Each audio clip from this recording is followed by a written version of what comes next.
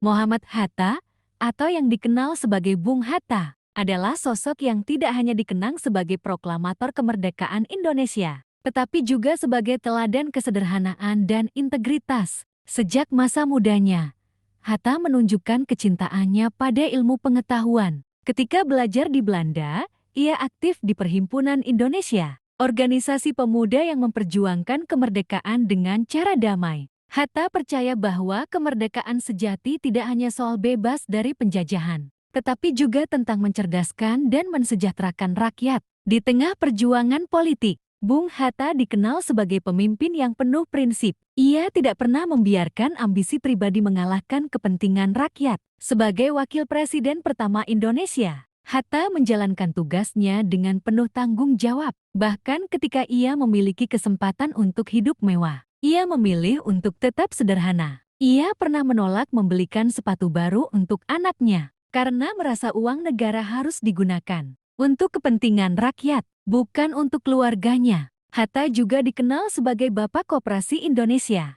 Ia meyakini bahwa koperasi adalah salah satu cara terbaik untuk meningkatkan kesejahteraan masyarakat. Dalam banyak kesempatan, ia mendorong rakyat Indonesia untuk bekerja sama dalam membangun perekonomian dengan semangat gotong royong dan kemandirian. Melalui koperasi, Hatta berharap rakyat bisa lebih kuat secara ekonomi dan tidak mudah tertindas oleh sistem kapitalisme. Kesederhanaan Bung Hatta juga tercermin dalam gaya hidupnya. Ia lebih memilih tinggal di rumah sederhana daripada istana megah. Bahkan di masa tuanya, ia terus menulis, membaca, dan memberikan pemikiran-pemikirannya untuk kebaikan bangsa. Salah satu kutipan terkenalnya adalah, "Saya rela dipenjara bersama buku, karena dengan buku saya bebas." Kalimat ini mencerminkan bahwa baginya, ilmu pengetahuan adalah kebebasan sejati. Kisah hidup Bung Hatta adalah inspirasi tentang bagaimana menjadi pemimpin